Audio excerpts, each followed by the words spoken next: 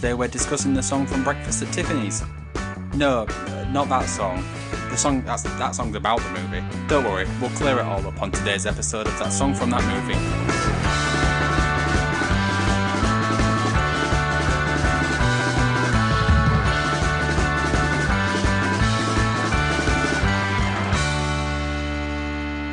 Nice to see you. Thank you for joining that song from that movie, the journey through the very best and worst of movie songs.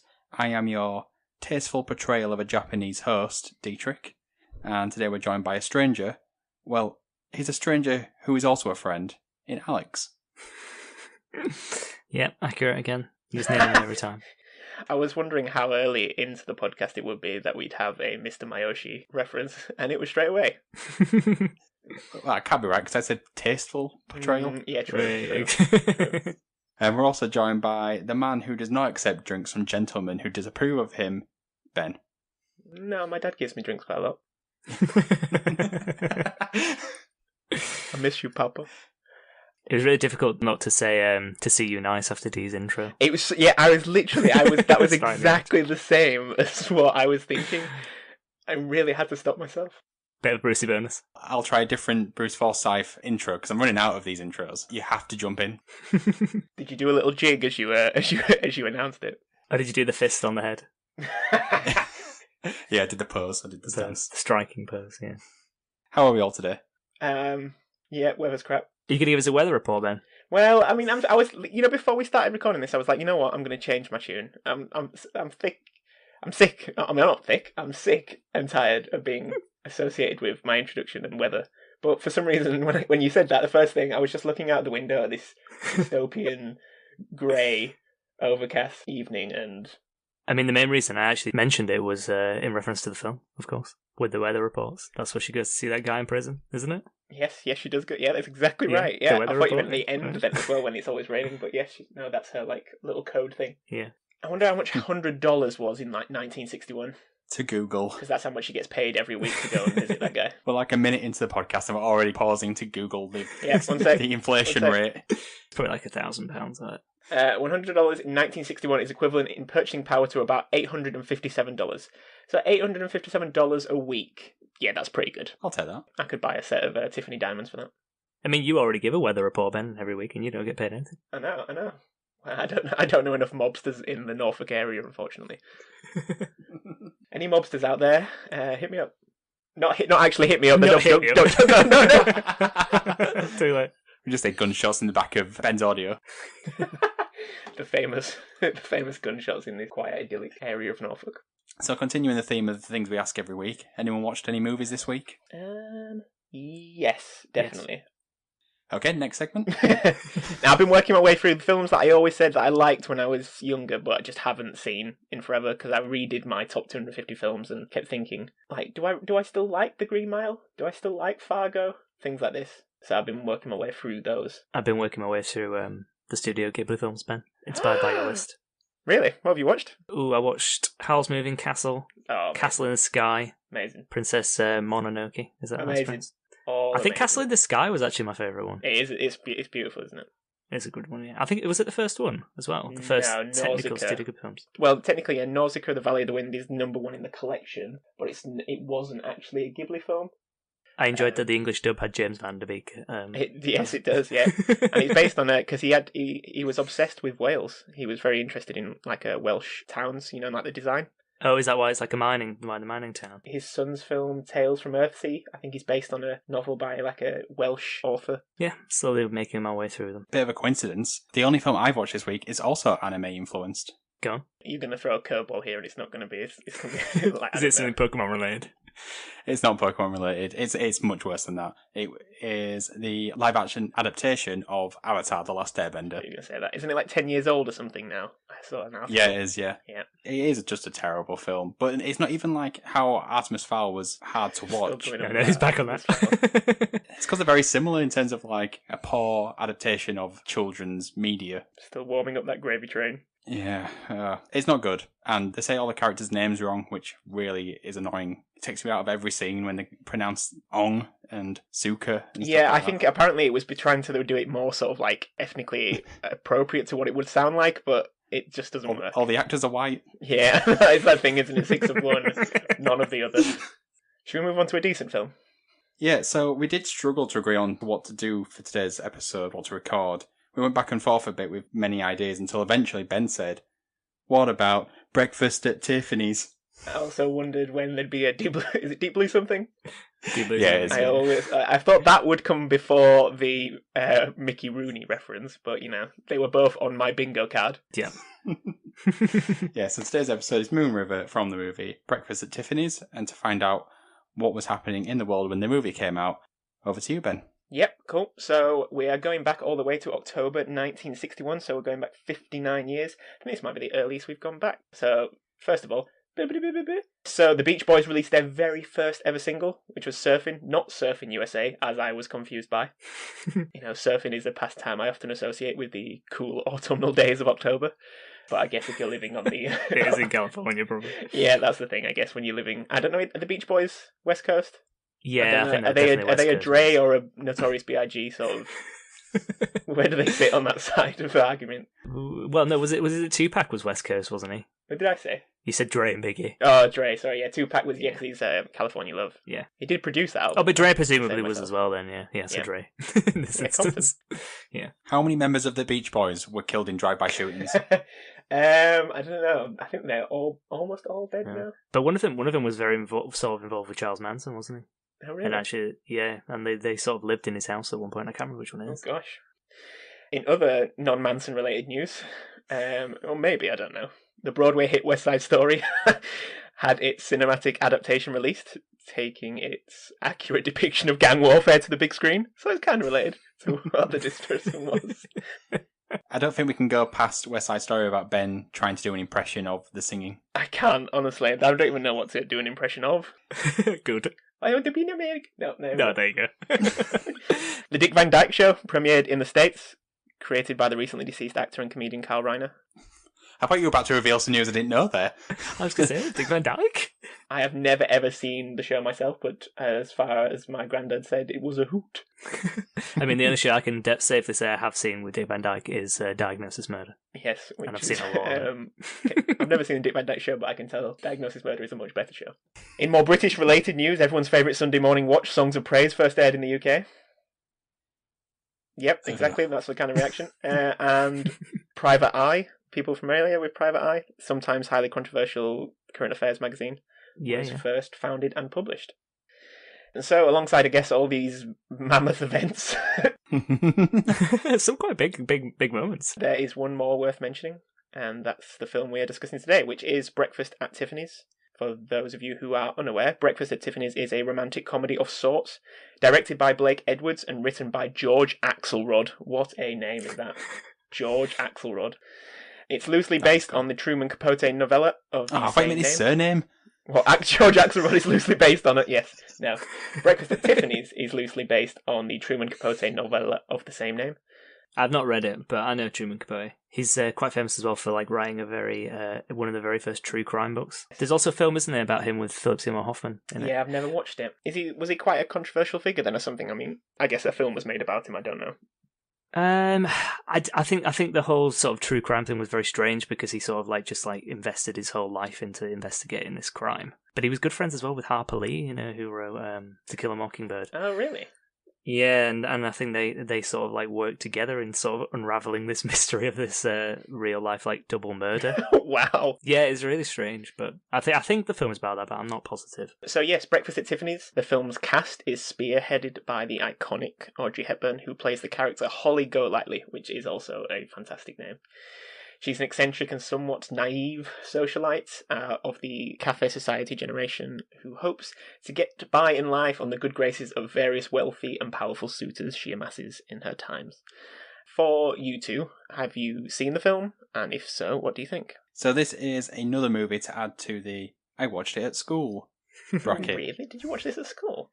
I was going to say the exact same thing, dude. So, this time it was English lessons. We had to compare depictions of New York City in different mediums and genres across different decades. Yep. So this one was me comparing Breakfast at Tiffany's to Friends, Cloverfield, and some article from the New Yorker. what a weird mix of things. Someone was very lazy and just started picking out what was on their DVD shelf. It's weird that you say that, though, Dee. I watched it first at school as well, but it was in media studies. But two of the things were this and Friends as well. But then the other thing was like, I think it's like 48 hours or something. I think it's a Spike. Is it Spike Lee? Has Edward Norton in it? Oh yeah, 23 hours. You mean the one where... Is that what it's called? Yeah, where he's in like prison? He's like yeah, out he's in a prison and he for comes out. Yeah, and yeah, that's it. Yeah, 23 hours. Yeah. I basically just compared Rachel from Friends to Holly Golightly. That is weird. I mean, so I guess without the unfortunate veil of having to critique these to the umpteenth degree, do you have an opinion of the film? Can you judge them aside from having to do it as work? I do like Breakfast at Tiffany's, even if I did spend half of it laughing at how bad a Mickey Rooney is in the film. Yeah. It's so bad. I can't tell if it was supposed to be as comedic as it comes across. I almost feel with Mickey Rooney that he thinks that he was doing it well. I mean, I'd argue that it's not even comedic. I mean, that's the thing. There's things where you can say, okay, right, this is, it's supposed to be like a funny scene, but it's just, it's aged poorly. Like, at the time, I couldn't even imagine. It just feels like it doesn't fit the sort of general mood of the film. It just seems like it almost breaks off into this little side character who's just a really angry Japanese man. It's like he's banging into things like he's in some sort of like Charlie Chaplin sketch. Yeah, obviously the Mickey Rooney thing is one thing that you remember, but also the main guy in it is Hannibal from A2. Is it really? I didn't even know Is that. It is. Yeah. My God. Liam Neeson's in Breakfast at Tiffany's. Yeah, what was his name? George Peppard. That's it. Yeah, George Peppard. Yeah, that is it's a cool factoid that I did not have. But yeah, it's I enjoy it. I think I enjoy it. Yeah, it has been a long time since I've seen it, but I think it's very cool and very chic, isn't it? At points, and obviously Yes, a lot of people very. have like the picture of Audrey Hepburn outside Tiffany's with the breakfast, like on the walls and stuff. I know my mum used to. Yes, she did. She used to have loads of random I like forgot about classic that. Hollywood shots like on a wall. So I think I probably saw that before I'd seen the film. Actually, to be fair. I think that's one of the things I find interesting about the film, because I do think the film is carried by Hepburn. I think she just exudes that sort of charm, suave, chic that you kind of want in the film, and it has become iconic, not in the sense that it's like a good film, that it's kind of held at this sort of precipice of like, that's an amazing film. It's just like the look of it, the style of it, the feel of it. It's those things what's made it iconic, which is quite unique for a film, I think, and that's quite different. Like, I know it's down in the sort of National Film Registry, for being like culturally and aesthetically significant. And I feel like it's quite weird because it's not. I don't think it is an amazing film, but it is so iconic just for how it looks and its style of capturing almost that, like I said, that Cafe Society generation. Yeah, I think it's probably definitely possible as well that a lot of people haven't even seen the film, but they just know what the look of the film is just from like the picture of Audrey Hepburn and stuff. The way Audrey Hepburn looks in this film has lasted much longer than the actual film itself. Oh, yes. Yep. Yeah, because I was rereading the plot earlier just to sort of refresh my mind, and it is a bit random, isn't it? And it's a bit out there. Like, isn't he like he's like got like an older lady that's sort of paying him money possibly to have sex, and then she's obviously got the whole ties with the mob boss that's in prison, and then they both get arrested at one point because of that. But then like she's got like a husband that she married when she was 14 or something. It's all sorts of random stuff going on. It seems to go everywhere, and by the time it comes to the end, you almost feel like it's not really earned this sort of finish, but because of Audrey Hepburn, you kind of just go with it. And it's interesting, that famous shot where she's kind of like looking down the camera and she's got that sort of like kind of like cheeky knowing smile. There's the sort of the pearl necklace, the like diamond tiara. She's got the little back dress. That has to be one of the most famous, iconic movie scenes of all time. So much so that I don't think a lot of people know where it's from. And I honestly was trying to think of how many other examples of like famous film stills or shots are so famous, and yet you don't know what film it's from. Yeah, possibly like the Marilyn Monroe walking. That's literally the only other one I could think of. Love her of the sort of the vent blowing up her skirt. What is it? It's not the. I was thinking it's a 6-year itch, but 7-year itch. 7-year itch. 6-year itch. 6-year itch was the prequel. There's the prequel. The 7-year itch. Is that what film it is? It is. Is it from that? Yeah. That's the only other one I could think of. Maybe the shot on the runway from Casablanca. Oh, at the end, yeah. Casablanca's held up still in high regard as being an absolutely amazing film, whereas Breakfast at Tiffany's 7-Year Itch has still got a bit of a reputation, but nowhere near sort of the pantheon of the great films of all time, and yet those stills, they just transcend film. The sort of the impact of this film in society, and like kind of got some facts like it just launched not the careers, but just like Givenchy made the little black dress. It wasn't made famous by Givenchy, but it sold loads at auction. They had like anniversary, like 10 years, 20 years, 50 years, and brought out the dress again, things like this. Audrey Hepburn was a huge influence on fashion anyway at the time, and she managed to pull in all these sort of famous designers, and Tiffany's themselves was already, it was already a pretty eminent retailer at the time in New York, but its reputation was obviously massively boosted by this film. Yeah, just loads of little things. Long cigarette holders. They became huge after the film. It's interesting you say that about the cigarette holder, because... You're thinking of Cruella de Vil. Yeah. Any guesses what year that came out? Same year, probably. It's like early 60s, isn't it? 1961. Oh, really? Yeah. So weird. Yeah, that's very... I wonder what actually came first.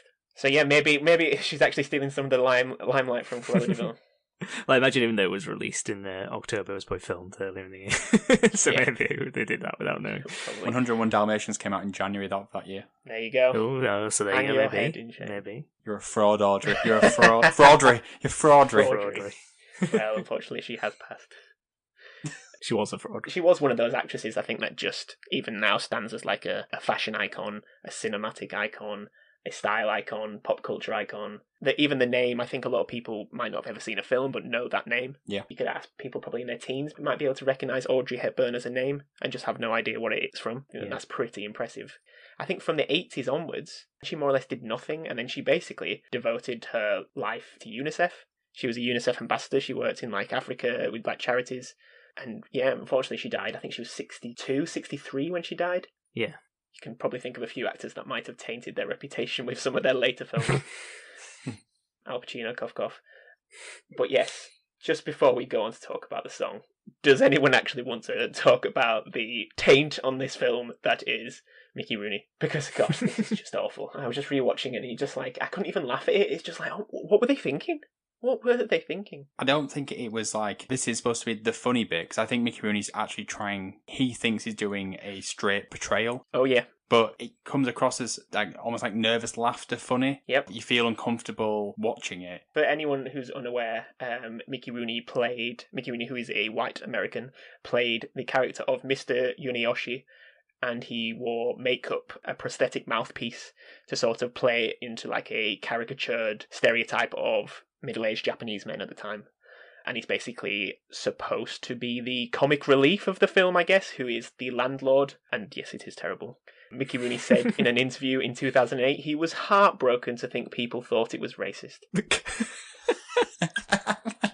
Was he taking Mickey Rooney's crazy pills? He said in an interview, ready for this one, Asians and Chinese come up to me and say, Mickey, you were out of this world. And said he'd never had one complaint before. God bless the Chinese, the Japanese, the Indians, all of them. God bless America. God. Unfortunately, Mickey, it is racist. You can just say that now. It is racist. Yeah, the official that song from that movie stance on Mickey Rooney's portrayal is that it was racist. Yeah, I know. When it's got its own section on the Wikipedia, then you know it's a big deal. You're cancelled. You're cancelled, Mickey. Anyway, moving on to better things. The song in question, the signature song from the film, is Breakfast at Tiffany's by Deep Blue Something. In actual fact, the signature song is Moon River, as performed by Audrey Hepburn. Music itself by Harry Mancini. People know the name Harry Mancini? I definitely do. Pink Panther. Yep. Pink Panther theme, yep. Oh, wow. Really? Yep. Music by Henry Mancini and lyrics by Johnny Mercer, who is also a name that I recognise, but I tried to look on his Wikipedia. He's written like 1,000 songs, none of which I recognise, but for some reason the name seemed to ring a bell. He was the lead singer of Deep Blue Something. Yes. So yeah, what do people think of the song? I was actually surprised to find that it was an original song. I was exactly the same, yeah. I think I assumed it was like from a Broadway show, but then maybe I'm thinking of Old Man River, because I think that was... Yeah, that'd be a different sort of feeling. Sat on the balcony just going, Old Man River. Interestingly, my wife, she started going, oh, do you mean like Old Man River? So clearly there's some confusion there. Yeah. But I didn't realise it was an original song, but obviously it is, and I think it's a very beautiful song. I think it's very nice.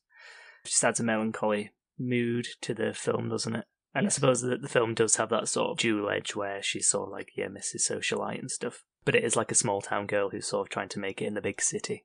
The scene where she sort of sings it, so it's just a nice little come down, isn't it, from the other crazy things that happen in the film. Continuing those thoughts, because I completely agree. It's the way she sings it, it's just so soft and disarming. It sort of whisks you away to another place. Yeah. Almost like a tropical beach somewhere. I know it's more Huckleberry Finn, side of a river type thing. But it's just so warm. And also it makes me very hungry for chocolate. Fair. Is that because of the Galaxy advert? Exactly. I mean, yes, in the film, the song appears as Paul, the love interest of the film, is attempting to bash out his next novel and is interrupted by the gentle plucking of the guitar out on the fire escape as Holly Golightly is lost in the words of the song as she's singing away. And yeah, I completely agree with both of you guys. I think it's a fantastic song. It's like a wanderlust, isn't it? It's a really important song to the narrative. But yeah, I think it just really, really works.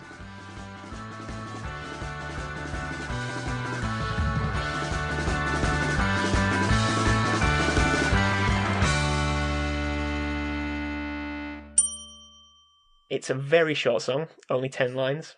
So what you hear in the film is... that's it, basically. Mancini never wrote the music down, apparently, when he wrote it. It only took him 90 minutes. I hate talented people. It's just so effortless.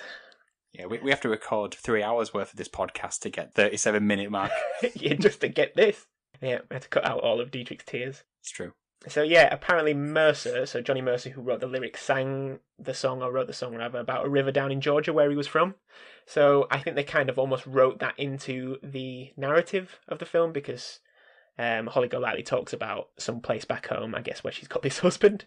I think a lot of people apparently think it's about the Hudson River, but no, it's about some place in Georgia, which apparently has now had a part of its river named Moon River. So that's a sign of success, isn't it? Well, I think as well, I think the way the song comes across, like a Midwest America type place anyway, or like a, Southern America, it doesn't sound like a song about the Hudson River going to New York. It has like a longing for like a sort of more rural, calmer kind of environment, doesn't it? Which is obviously the complete opposite of New York, so it's weird that people would associate it that way. Yeah, I don't know, I think people just guess because it's, it's set in New York. Because it's a very New York-based Not very smart people. But yeah, I'm the same as you, Alex. I did not know this was an Audrey Hepburn original. Did you, Dee? Nope. Apparently, like, Andy Williams used it on his TV show, and it's quite often associated with being an Andy Williams song. Of course. Second encore, bang. Reference there. Yeah. I assumed she was miming until I read it was actually her today. Yeah, no, apparently they wanted her to mime. In the classic, yeah. Well, because I think she's not a singer, I guess. Mercer and Mancini both wanted it to kind of be in a range, so they kind of toyed with the idea a while to, kind of, like I say, it's very soft, and it's almost kind of like spoken, isn't it? Like wistful on the wind. And I think that's why, I don't know, I think that's why it works. But yeah, it's been covered by many people, obviously. I think Frank Sinatra is often cited as being someone who the song's associated with. Because of the song, Audrey Hepburn, Mancini and Johnny Mercer won the 1962 Grammy for Record of the Year and Song of the Year, and the song also won the Academy Award for Best Original Song, as well as Mancini winning for Best Original Score. And because of this, which I know you'll be happy with, Dietrich, Audrey Hepburn has an EGOT. Will Smith is crying into his cornflakes. Cornflakes entanglement. Cornflakes entanglement, yep. So, yep, she has an Emmy, Grammy, Oscar, and a Tony. What else do you do? No wonder she retired. Yeah. She's 4 Will Smiths. Just think about that. I mean, that's what I always think about when I think about Audrey Hepburn. But she's only one John Legend. She's equivalent to in this sort of weird top trumps game that we have going. And yeah, just as when I talk about the iconic sort of influence this film had, it relaunched Mancini's career, which was kind of waylaid by the sort of introduction of rock and roll music. And yeah, so he kind of went on to have a long and very successful career after this. So it is a big return. It is a big return, isn't it? Apparently Truman Capote did not like, and was very passionate that he did not like Audrey Hepburn in the role. He did not envision her when he wrote the character. Have a guess who he thought should have been played the character. Well, Will Smith probably wasn't acting yet. Could not imagine Will Smith as Holly Golightly. Woohoo! Is it someone like who was like a more sort of golden era of Hollywood type person? Yeah. Don't think too hard about this. Okay. Marilyn Monroe. There you go. Exactly. But it's one of those things, and Marilyn Monroe does sing, I guess, in a few films, like she sings in Diamonds Are a Girl's Best Friend. For some reason, I just can't imagine her singing that song. I can see her in the film, definitely, because she basically plays the socialite in a lot of films. That was her type, which apparently Audrey Hepburn really struggled with the other side of the character because she said naturally she's an introvert and she had to play an extrovert, which she didn't often do in the film. She's often the timid, I think because of her frame as well and just her features, that pixie look. She often played the sort of timid, shy character. So it's quite interesting that that is her biggest film. Mm. But yeah, could you imagine Marilyn Monroe in this? It's difficult to say, but I think it would have been a very different vibe because, like you say, like she's like more of a socialite, like larger than life kind of character. Yeah. When you think of sort of 60s, I know it's early 60s this, and it probably comes from this film, sleek, chic kind of look. I think Audrey Hepburn's more that than Marilyn Monroe. She's more of like a glamour look, isn't it? It's more of she was a pin-up. Slightly more innocence. Yeah. Yeah, I'd agree with that, Dee. I mean, the film was successful at the time, but I just assume, I mean, Marilyn Monroe, I imagine everything she touched was successful. Yeah, and I suppose actually as well, because isn't Audrey Hepburn is actually British, I think? Could be Yeah, wrong. I don't know where she was born in Belgium. She was born in Belgium. Yeah. Oh, is she? I suppose Marilyn Monroe kind of represents more that character of coming from nothing to the big C and becoming something. I suppose her actual life is more similar to the character in that way. Yeah. I feel like it definitely could have worked, couldn't it? Yes, but it I would think have it just could. been different. And it's difficult to know if it would have been better without seeing it, I suppose. I think the images would have been just as famous because Marilyn Monroe is already, she's got just as many famous, iconic stills. Let Audrey have a go. Yeah, so I guess, the most important thing and the thing that's on everyone's mind, and I'm going to put this to you guys here. So we've established, I'd say Breakfast at Tiffany's is a pretty decent film, yes? Yeah. If I recall, I think we liked it. Yeah. So, but the true question is... Thanks, Alex. Ben completely ignored that. What was he say? He said, I recall I liked it. Oh, right. You're still throwing in those references. Of course he is. God. I've got to work through this with you guys. So we've established it's a decent film, jokes aside. But is it the best breakfast scene in film? That's the true question. That's what everyone wants to know. Breakfast scene? Because when she's eating sort of morning Danish at Tiffany's, is that the best breakfast scene in film? Best breakfast Is scene. that the best Brexit scene in film? I ask you. Or is it the Benedict Cumberbatch film or whatever it is? Does the scene count if the character doesn't get their food, but it's about breakfast? Well, I wonder if I very much doubt you're mentioning the same film as me, but I have done a top 5 of this because I've put a lot of effort in this. I was up all night. Had the red string out on the wall. Do you want me to say my film now, or do you want me to wait for you to do your top 5? No. Go for yours. Okay. The one I'm thinking of is from Falling Down. Oh my god, it's number 2 in my list! Such an amazing scene. Too Late for Breakfast film. at Whammy Burger. Have you seen this film, Alex? No, I've not. Oh my god, you have to see It is it. an amazing film, yes. Yeah. So it's basically like I'm trying to think of what's a similar thing. It's basically Michael Douglas is sort of like a sort of corner office worker, buzz cut hair, and he just kind of snaps, and he just basically goes on a rampage. And it just keeps escalating and escalating every time he interacts with somebody. And one of the times he's trying to get breakfast, but they won't do it because it's after 11. After half 11, yeah. So I'm pretty... Did he pull a gun out on them? I forget, but that was number 2 in my list. I'm struggling to think. I think in Pulp Fiction, are they having breakfast? That was my number 1. Was it? Yeah. Big Kahuna Burger at Brad's house. Completely ruining this list for you, Ben. It's number 3 Shrek or something. I was going to say Shrek with the eggs. Shrek's not in this. No, I didn't put Shrek in this. They fry the eggs on the stones. Making waffles? Yeah, and in the morning I'm making waffles. You've not ruined it. We're just saying that I'm right. Yeah, I feel that's why okay. I've been vindicated because you've got my number 2 and 1. The red tape. That's true. My wife laughed at me. She packed the bags and she left. But who's laughing now? Yeah. Probably still have. I like our idea though. Come back.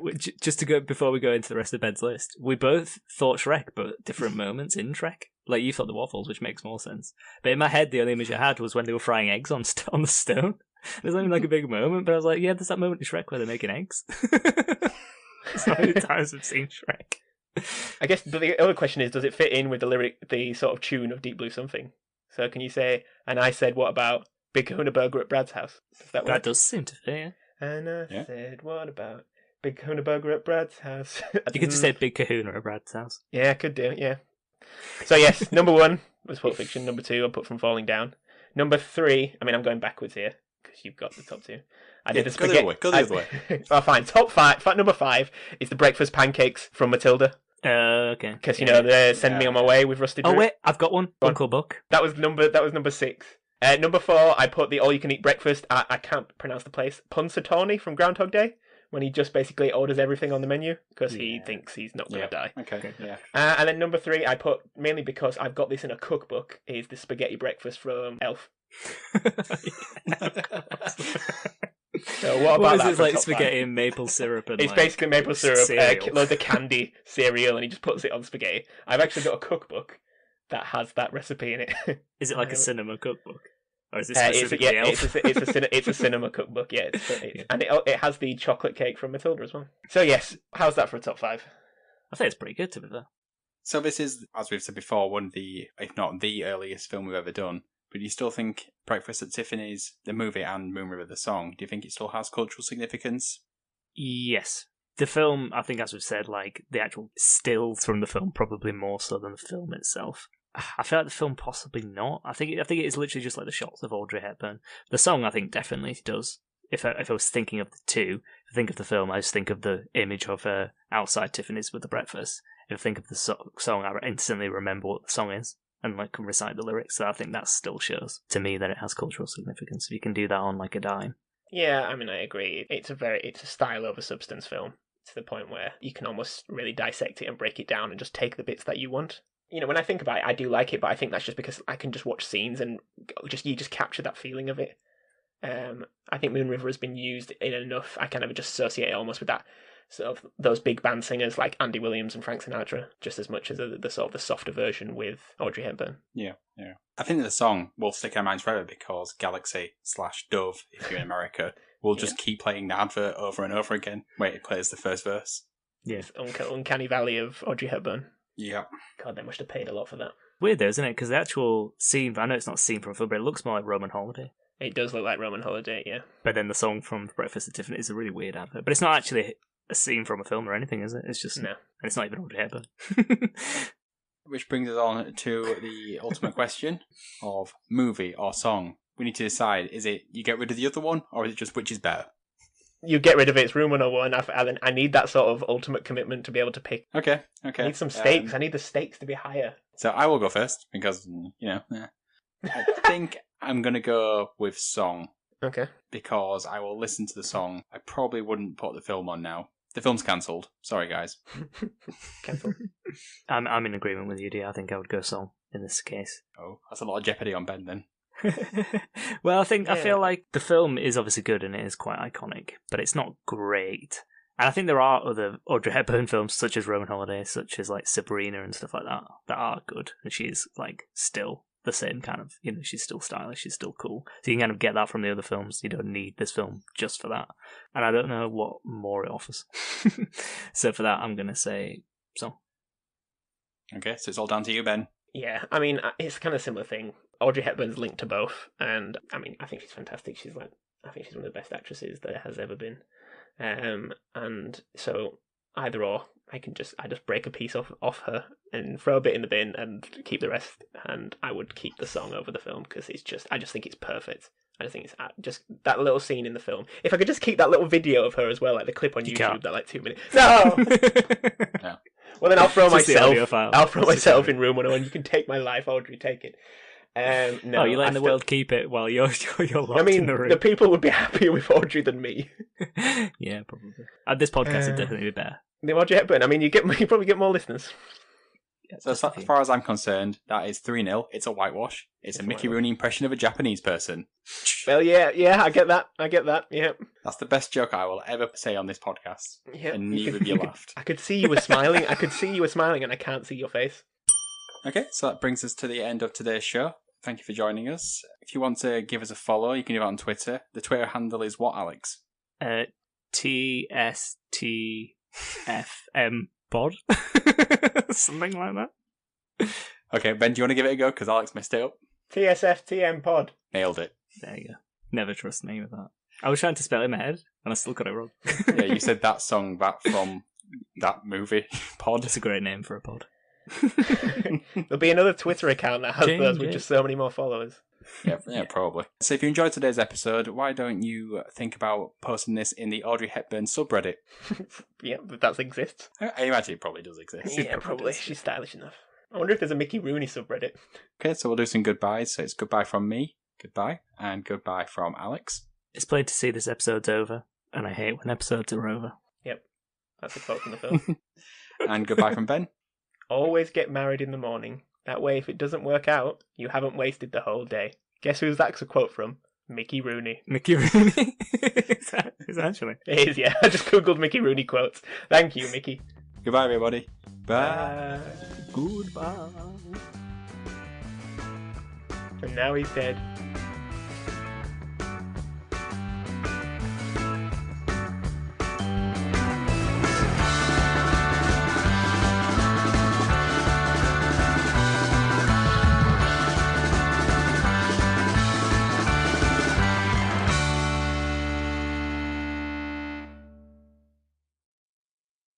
Because we'll never get to talk about the Deep Blue Something song, fun fact, that song was written about Roman holiday, but they changed it to Breakfast at Tiffany's because they thought it was a better title. Say, what about Roman holiday? You have to hold the note for longer. It's weird. It doesn't really work.